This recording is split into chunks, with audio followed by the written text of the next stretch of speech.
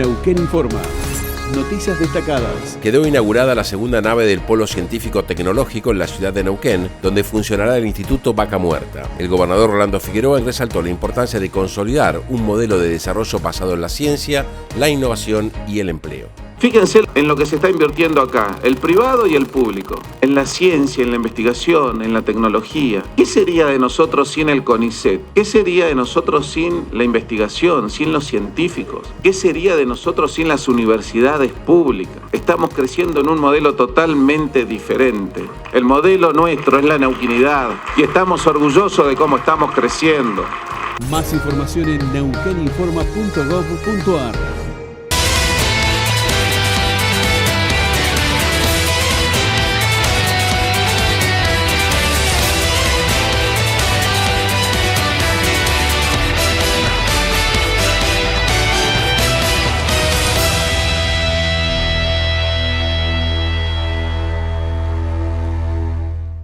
Bueno, hoy ya estamos en los estudios 24/7 Canal de Noticias con Laura Iturbide. Ella es politóloga, nos va a ayudar a entender lo que ocurre con nuestro país, a repasar el contexto, no solo la coyuntura, sino también las previsiones que podemos sacar, si es que algo de eso se puede hacer en un país como la Argentina, con respecto al mapa político. Laura, gracias por haber venido a 24/7 Canal de Noticias. Otro dato, ¿cómo estás? ¿Qué tal? Muchas gracias por invitarme.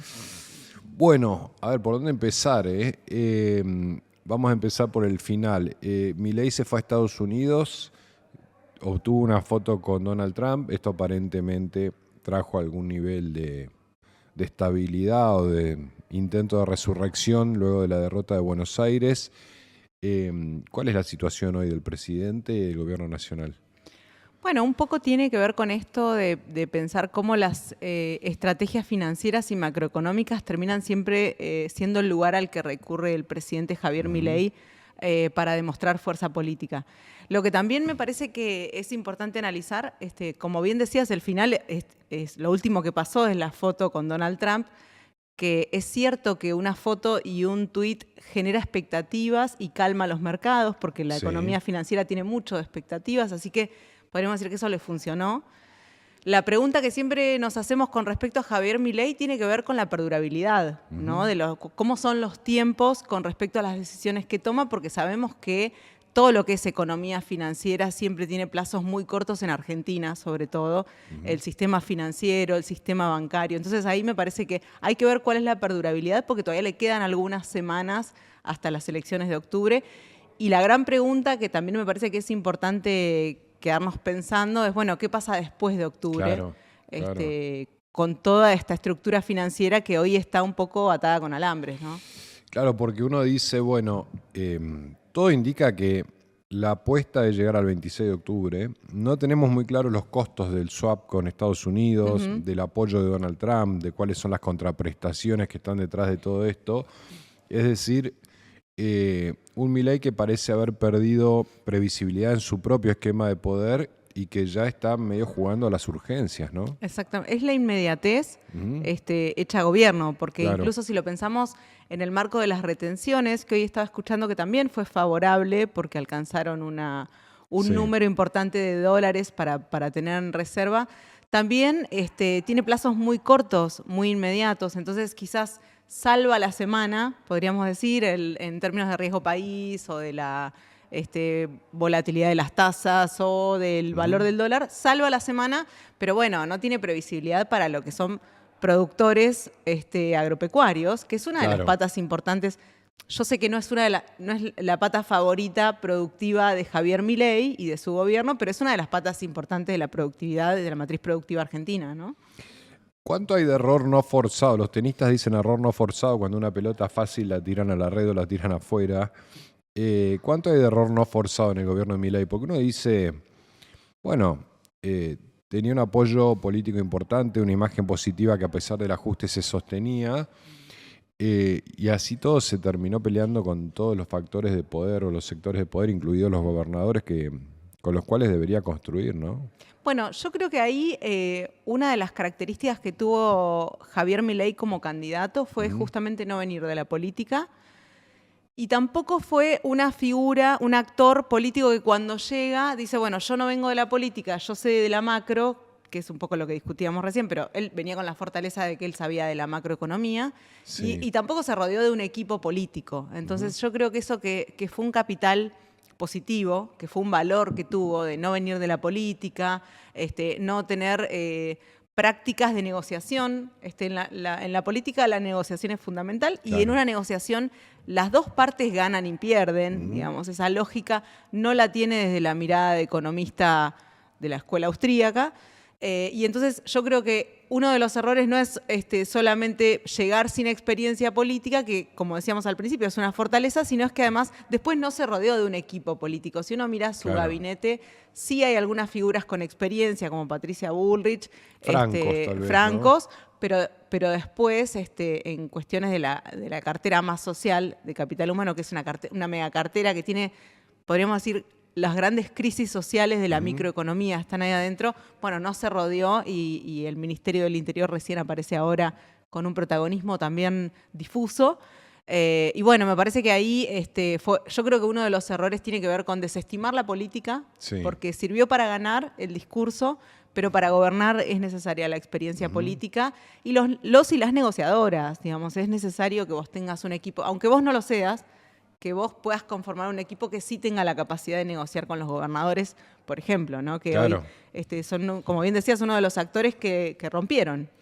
Y después temas, hay como una cierta tosudez, entiendo yo, porque ya cuántas veces el tema educación pública le puso un freno efectivamente en forma transversal al gobierno y sin embargo vuelven a tropezar con esa misma piedra, ¿no? Ya son 3 marchas y sin embargo se meten en temas como la educación pública, como la discapacidad, que en términos económicos no es significativo, pero en términos de sentimiento social sí lo es. Digo, hay como cierta tosudez, ¿no?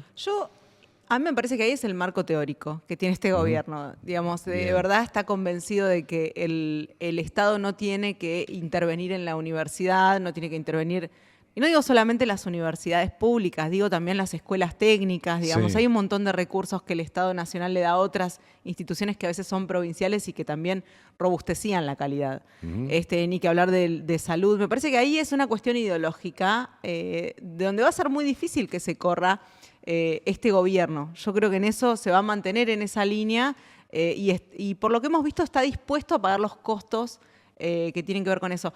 Lo que es cierto es que también retiene un 20%, que es un núcleo duro, a partir de eso, ¿no? De los despidos. Hay un sector de la sociedad que ya estaba antes, pero quizás estaba más, no era tan explícito, pero que sí acompañaba esa idea de que el Estado no tiene que intervenir en nada y que en todo caso es el mercado quien debe asignar recursos.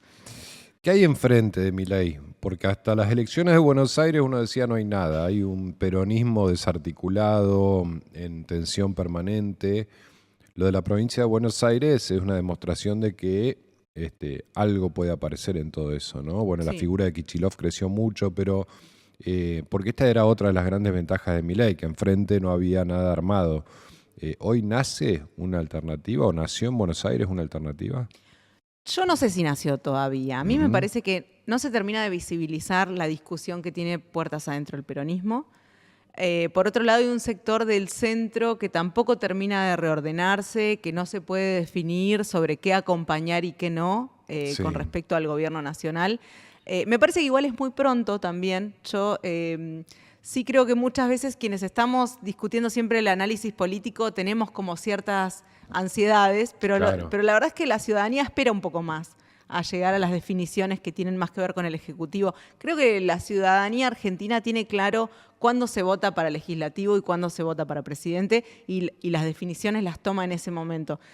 No quita que empiecen a conformarse espacios. Eso sí, puede ser que en este caso vimos que el delfín político de Cristina Fernández de Kirchner, que era Axel Kicillof, bueno, mostró cierta fuerza, hizo una demostración de un músculo político y esa disputa es natural y está todavía sin definirse. Me parece que ahí hay una lucha de... Una tensión ahí. Sí, una tensión. Quizás eso termina en una síntesis o no. todavía no lo sabemos, me parece que es muy pronto, pero sí creo que es parte del juego. A mí me parece que el principal enemigo o adversario que tiene hoy Javier Milei es su propio gobierno. Claro. Son las características negativas que tiene su propio gobierno y que lo vemos en dificultades para redefinir los rumbos cuando comete errores. Bien. Cosa que por ahí otros gobernantes tienen la tranquilidad de decir, bueno, cometí un error, mando la discusión al Congreso Sí. o perdí, de ahora en más vamos a revisar y revisan gabinetes. Bueno, en el caso de Javier Milei parece que su principal adversario por ahora parece ser él. ¿La corrupción mueve la aguja en la sociedad argentina? Es una pregunta a veces porque todos los gobiernos, uno podría intentar salvar al alfonsinismo y demás, pero todos los gobiernos tuvieron conocidos hechos de corrupción y sin embargo las elecciones no siempre van por el castigo de eso, ¿no? Exacto. Y hoy Milei tiene un problema con eso. Si querés, con el agravante de que él se suponía que venía a pelear, entre otras cosas, contra Sí, una casta exacto. corrupta, ¿no? Era un poco su discurso, me parece que eso sí contribuye a deteriorarlo un poco.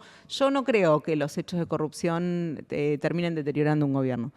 Sí creo que si vos le estás quitando la pensión por discapacidad a mucha gente, Claro. muchas cuestiones que se habían considerado como derechos y justo salen Encima pedís audios coimas, claro. de sí. coimas, bueno, me parece que ahí sí arrastra un poco, pero no sé si eso terminaría con el gobierno de Javier Milei. Bien. Me parece que en eso las discusiones siempre tienen que ver, y en buena hora que sean así, es si el gobierno le mejora la vida o no a las personas, y las personas después cuando van a votar toman sus decisiones. Pero lo de la corrupción a veces tiene mucha agenda, pero después en las urnas, si las personas viven mejor y hacen su balance, me parece que eso queda desestimado. ¿Qué pasa con el camino del medio? Gobernadores como Figueroa, como Beretilnec y como la Liga de Gobernadores que armaron entre Córdoba, Santa Fe, entre otros, parecen querer marcar un camino intermedio. No sé si eso es posible. Hace muchos años que algunos lo vienen intentando y no Sí. lo logran, ¿no? Sí, bueno, igual no sé si no les ha salido, porque de alguna manera tienen cierto protagonismo en el Congreso, que es Sí. quizás el lugar en donde están todas las representaciones políticas. Lo que es cierto es que después cada provincia tiene una realidad distinta y eso hace que sea dificultoso pensar en un modelo federal. Por eso a veces parece que son más provincialismos Claro. que fuerzas federales, porque parece más que cada provincia, bueno, tira y negocia según lo que tiene. No lo juzgo, digamos, los gobernadores toman sus decisiones para sobrevivir en una coyuntura sin obra pública, con reducción de la recuperación en impuestos, así que es razonable, pero es cierto que después en el largo plazo, que es el problema Sí. que tenemos siempre en Argentina, ¿no? En el largo plazo, bueno, terminan siendo provincialismos que a veces se pelean entre sí y que Claro. discuten entre sí. Sí me parece que también un aspecto a considerar con estas fuerzas provinciales es que la fuerza de Javier Milei le ha generado rupturas, al menos a los dos gobernadores de Río Negro y de Neuquén. Recordemos que, además del hecho de corrupción de la vicegobernadora de Neuquén, que fue Sí. juzgada y apartada de su rol, había mucha cercanía con la diputada nacional Nadia Márquez. Sí. Y estaba como en cuestionamiento. Y en el caso de Alberto Beretilnec y de Río Negro, hubo ahí una discusión con Pesati, con Pedro Pesati, que es su vicegobernador, que tiene que ver con las candidaturas de las elecciones de ahora en octubre, porque Sí. justamente Pedro Pesati dice: yo estoy en contra de Milei abiertamente y por eso no me dejaron ser candidato siendo el que mejor medía. Así que, de alguna manera, a los gobernadores también les afecta la figura de Milei. No es que están cómodos, sino es que se les rompió algo Bien. o hay una transformación en eso. ¿Sigue teniendo sentido la discusión Estado-mercado? Bueno, no sé. Viste que es es difícil. como una discusión eterna. Sí. No, digo porque Milei es mercado y bueno, y la espontaneidad del individuo. Uno podría decir que el kirchnerismo fue Estado presente o por lo menos pretendió serlo. Después te aparece un Figueroa que te dice Estado sí, pero eficiente. Es decir, y uno no sabe si esa discusión es actual, si tiene sentido. Bueno, lo relativo de la discusión, ¿no? Porque, por supuesto, Rolando Figueroa puede decir Estado sí, pero eficiente porque tiene garantizados ciertos recursos Claro. que le permiten continuar con obra pública, incluso planificar. Para mí la planificación es muy importante y la planificación de la regionalización es algo que hoy solo lo puede hacer la provincia de Neuquén. Porque tiene una autonomía, digamos, a partir de los recursos de las regalías. Exactamente. ¿No? El resto de las provincias hoy está viendo cómo paga los sueldos. Entonces Claro. es muy difícil que se dedique a pensar la planificación de los próximos 20, 30 años, las transformaciones energéticas, los polos científicos tecnológicos. Digamos que en eso es relativo. Digamos. Ahí podemos entender que se piense en la eficiencia, porque le da el contexto. Pero en otras realidades provinciales, bueno, me parece que ahí la presencia del Estado tiene que ser importante. En las localidades, en las ciudades de Río Negro, hoy ningún intendente está pudiendo asfaltar calles. Ajá. Y eso me parece Claro. que genera un deterioro, genera inseguridad vial, genera ruptura de los autos, genera ruptura de los colectivos, digamos. El nivel de urbanización está decayendo en muchas localidades, incluso cercanas a Neuquén Capital, pero de la provincia de Río Negro. Sí, Entonces sí. ahí me parece que la presencia del Estado va a ser necesaria en algún momento, porque no viene el mercado a resolver eso. Bien. Pero bueno, es cierto que también la discusión tiene que incorporar al mercado y decir, bueno, ¿cómo crecemos comercialmente para tener más autonomía y no tener que depender del Estado Nacional para faltar 20 cuadras, ¿no? ¿Por qué cada vez va menos gente a votar? O sea, ¿cómo hay que pensar a ese sujeto? Que ya es un nuevo, yo diría un nuevo sujeto colectivo, un sujeto Sí. político, son como los abstencionistas, serían. Sí, sí, ya hay un colectivo ahí. Yo creo que hay que tener una mirada cronológica, ¿no?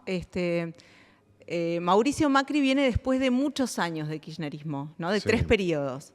Entonces venía a ser como una esperanza de algo que incluso Mauricio Macri venía a decir, todo lo que está bien lo vamos a dejar y vamos a cambiar lo que está mal, vamos a hacer más eficiente el Estado. Bueno, es un plan que fracasó económicamente y que después no fue reelecto. Después vino Alberto Fernández también a decir, Sí. bueno, yo te voy a llenar la heladera. Ujú. Y también fracasó.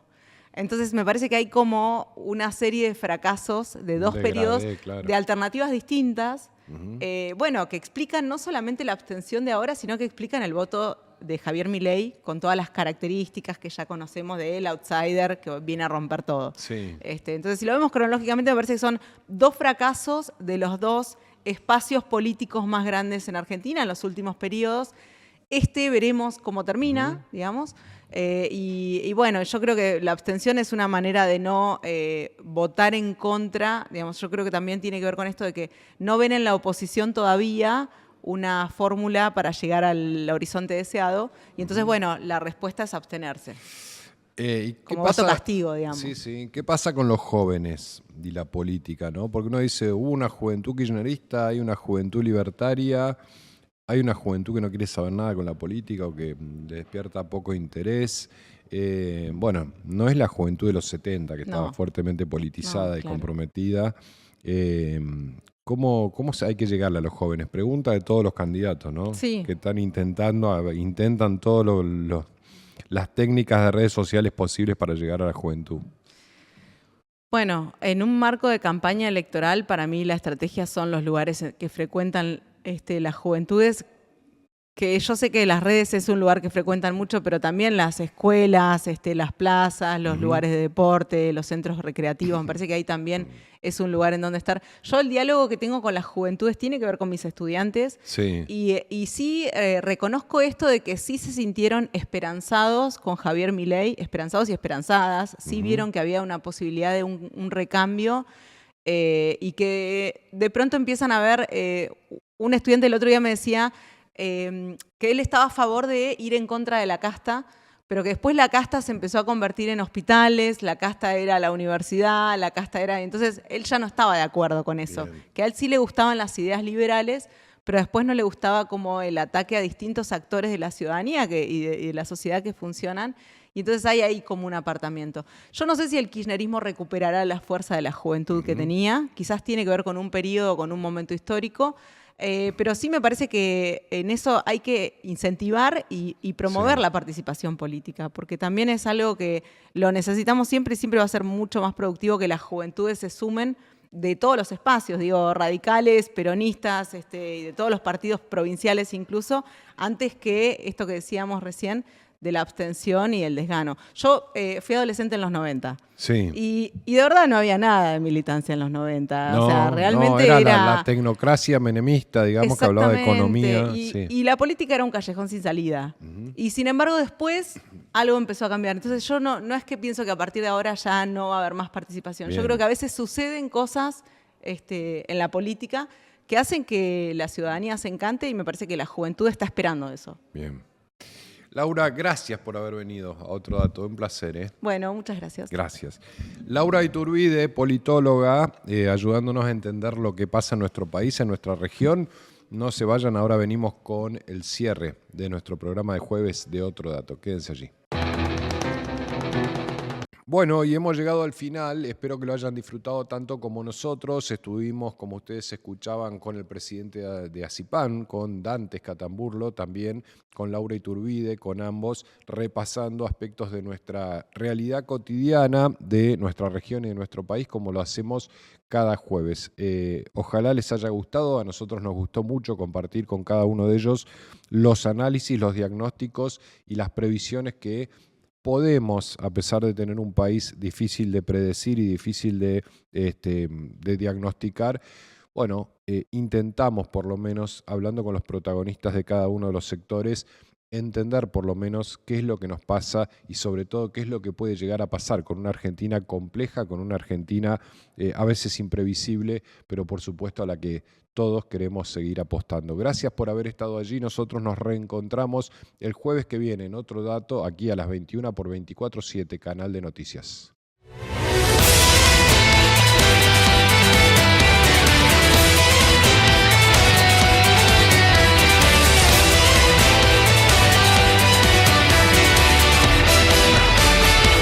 Neuquén Informa.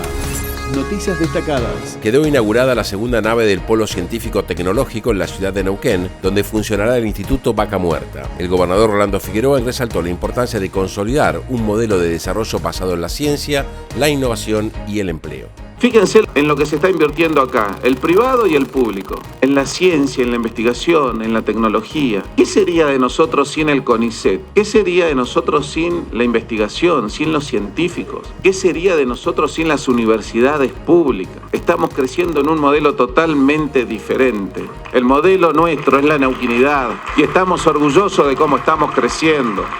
Más información en neuqueninforma.gov.ar.